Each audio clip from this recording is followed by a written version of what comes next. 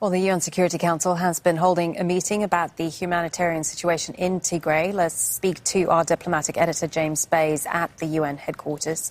James, what have we heard from them?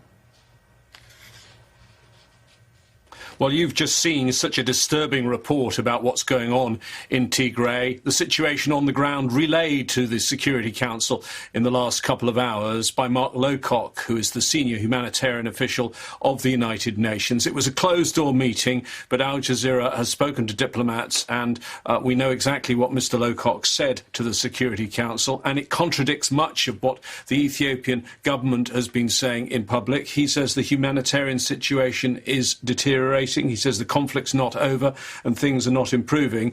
And he goes on to report what you've just seen, that targeted violence, mass killings, execution, as well as systematic rape, gang rape and sexual violence are taking place in Tigray province. Remember, the Ethiopian government said the Eritrean troops were being withdrawn, but Mr. Lowcock told the Security Council, I must say, neither the UN nor any of the humanitarian agencies we work with have seen proof of an Eritrean withdrawal. He says there are even some reports that the Eritreans are now wearing Ethiopian Defence Force uniforms. Remember, the Ethiopian authorities say the humanitarian situation is improving. Not so, according to Mr. Lowcock, to the Security Council. He says the vast majority of Tigray is completely or partially inaccessible. And he says out of a population of 6 million, 4.5 million need humanitarian assistance. They are not getting that humanitarian assistance. So a really grim picture. What is the UN going to do about it? I put that to the spokesperson for the UN Secretary General. What should be done, one is increase humanitarian access, to see real movements on human rights investigations, given the horrific reports we're seeing from our own people, sometimes even from the Ethiopian government's own people, and a real reconciliation within the different groups in Tigray. It is now almost 6 months since the start of the Ethiopian military operation, and it is worth noting that although the Security Council hears lots of these statements, always behind closed doors, they've not had a public meeting on the issue, they have said absolutely nothing. They haven't been able to agree any sort of statement on the situation in Tigray. I'm told behind the scenes there may be another push to an effort to try and agree some words, but nearly 6 months so far and no public statement from the Security Council. Thank you, James Bays, at the UN headquarters. We spoke with President Biden's ambassador to the United Nations, Linda Thomas-Greenfield, earlier, and we asked, Ambassador, I really want to ask you about Tigray.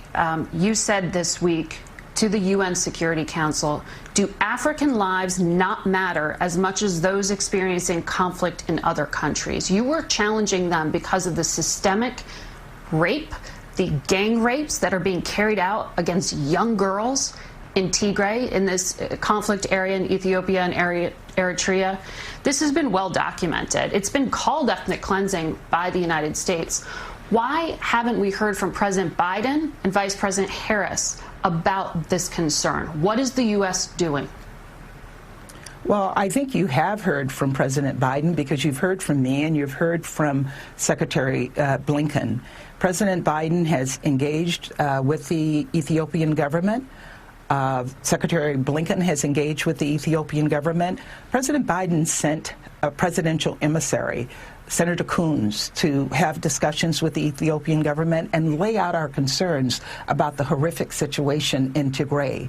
And as the U.S. representative on the Security Council, I thought it was important that the Security Council's voice also be added to the voices of concern about the situation there. We have seen well, you're clearly saying what's being done is not enough.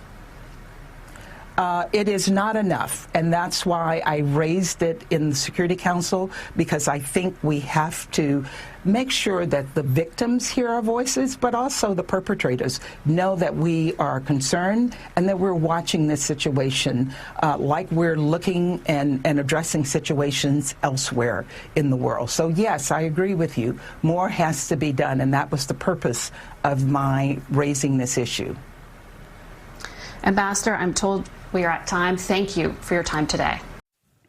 Eritrea has admitted its troops are fighting in Ethiopia's northern Tigray region. It's the first time the Horn of Africa nation has explicitly acknowledged its role in the conflict. Eritrean forces are reportedly dressing as members of the Ethiopian military. Both governments had previously denied their presence, contradicting testimony from aid workers, refugees and residents. The UN says the Eritrean forces have committed atrocities. Well, William Davison is the senior Ethiopia analyst at International Crisis Group and joins us now from Nairobi in neighbouring Kenya. Thank you for being on the news hour with us. Just first of all, why do you think Eritrea has now admitted its presence in Tigray? What's behind this? Presumably the same reasons as the Ethiopian government did so a couple of weeks ago, mounting evidence of their presence becoming harder to deny. And obviously with that mounting evidence, increasing international pressure.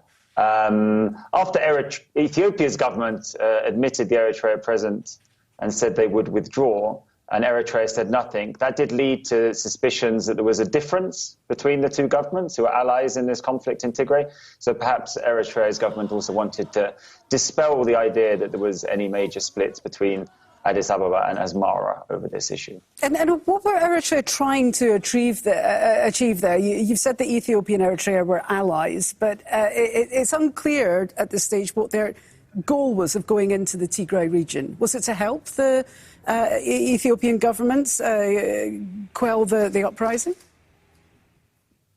It might be unclear from the Eritrean government's statement, but I mean, I think Eritrea's military was part of an operation to remove from power Tigray Regional's government, which fell into dispute with Ethiopia's federal government. The line now being adopted by both governments is that this was simply a matter of Eritrea protecting its national security, also securing some border areas after the conflict began. But as mentioned in your intro, the evidence is that Eritrea's military has been almost all over Tigray and heavily engaged in the fighting since November, and has also been accused of those atrocities. Well, with those atrocities, there have been appalling reports coming out of the region. Do you think anyone will be held accountable for these, and by whom? There's a joint investigation that's supposed to be getting underway between the United Nations human rights investigators and Ethiopian investigators. So we will have to see what the mandate is, what level of access they have got on the they get on the ground, and what types of accountability processes. At this stage, it's very hard to say. But given the scale of the atrocities, I imagine that at some point, both Ethiopian and Eritrean military personnel will probably be held accountable. And what happens next, do you think? Well, that's the massive question.